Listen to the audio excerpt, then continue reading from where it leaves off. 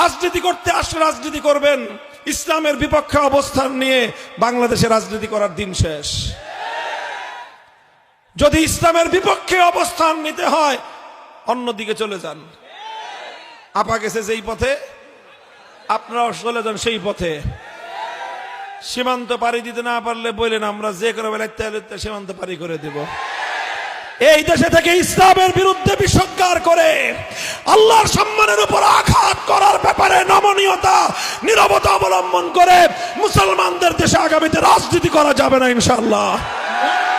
আবুল বাউলের বিপক্ষে যারা শাস্তির দাবি করেছে, যারা তার এই আল্লাহকে কটূক্তি করার বিরুদ্ধে প্রতিবাদ করেছে, তারা তাদের ঈমানি দায়িত্ব পালন করেছে।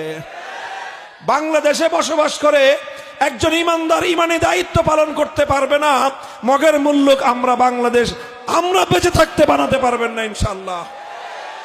যদি এই দেশটাকে ওই রকম মগের মুল্লুক বানাতে হয় যে এখানে ঈমান নিয়ে বাঁচা যাবে না, আল্লাহর পক্ষে কথা বলে বাংলাদেশে থাকা যাবে না, সেই দিন আসতে হলে আমাদের বুকের উপর দিয়ে আগে বুলডোজার চালাতে হবে, আমাদের শাহাদাতের রক্ত দিয়ে আগে দেশকে ভাসাতে হবে। একজন ইমানদার জিন্দা থাকা অবস্থায় আল্লাহর ইজ্জতের প্রশ্নে কোন ধরনের এই ধরনের অকার্যকলাপ, ইসলাম বিরোধী অপতৎপরতা রাষ্ট্র প্রশাসন কারো পক্ষ থেকে আসলে নীরব থাকবো না আমরা।